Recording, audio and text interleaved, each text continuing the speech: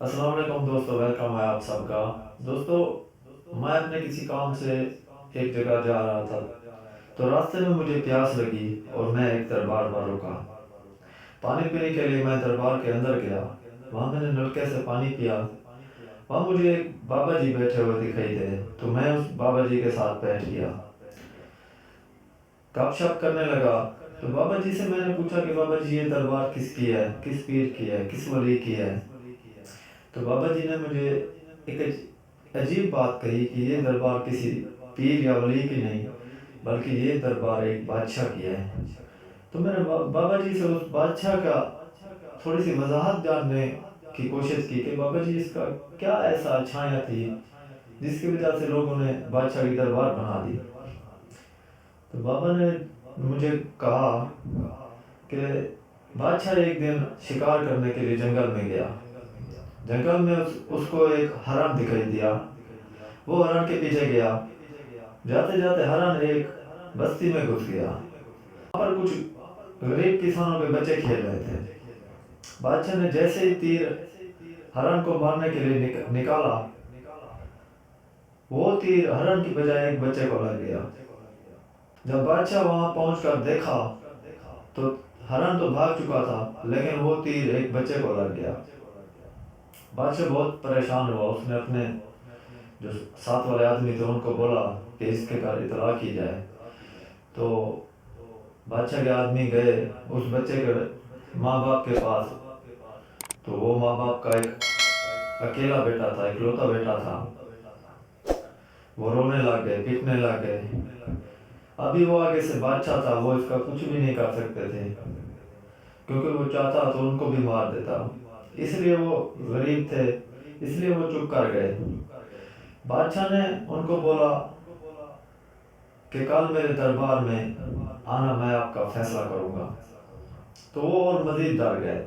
انہوں نے کہا ایک تو ہمارے بچے کو قتل کیا ہے، دوسرا ہمیں دربار میں بلوا رہا ہے، ہو سکتا ہے کہ شاید وہ ہمیں بھی مروا دے۔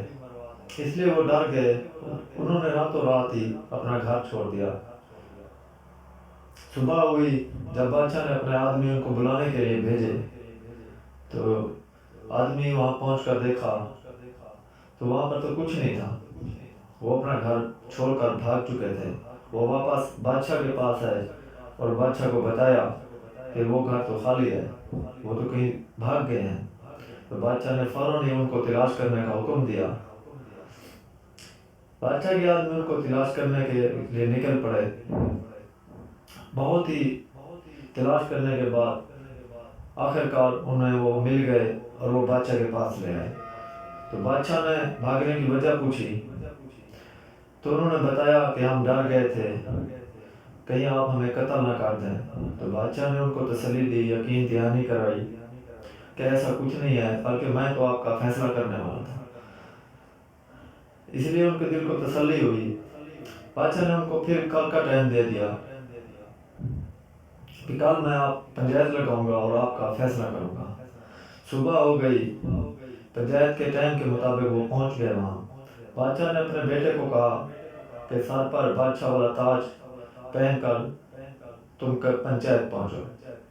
بادشاہ کا بیٹا بھی پنچایت میں پہنچ گیا، بادشاہ بھی پہنچ گیا، اور اس قتل ہونے والے بچے کے ماں باپ بھی وہاں پہنچ گئے۔ تو بادشاہ نے اپنے دربار سے 3 تھال منگائے۔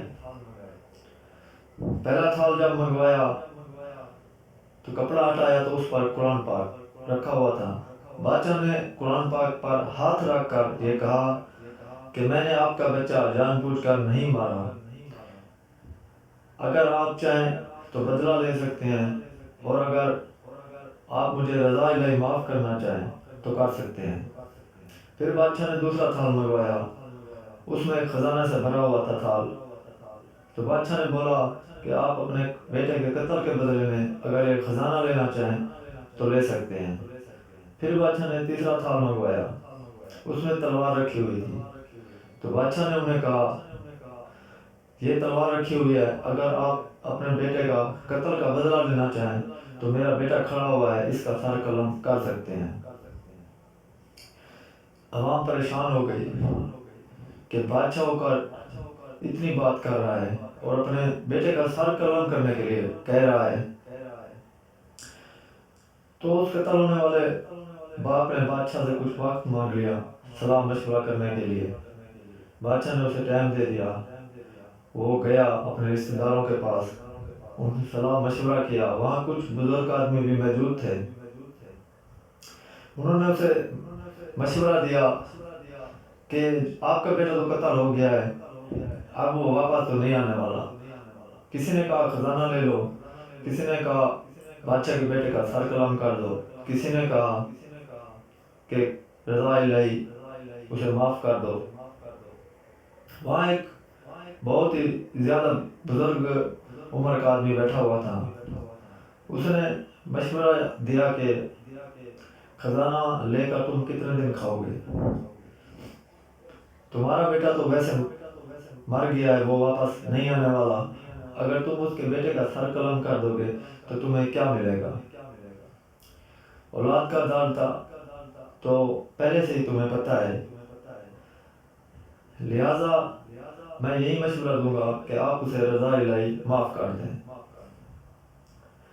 تو وہ آدمی پھر بادشاہ کے پاس گیا اور بادشاہ سے کہا، بادشاہ سلامت، آپ قرآن پاک پر ہاتھ رکھ کے قسم کھا رہے ہیں کہ میں نے آپ کا بیٹا جان بوجھ کر قتل نہیں کیا، تو میں آپ کو رضا الہی معاف کرتا ہوں.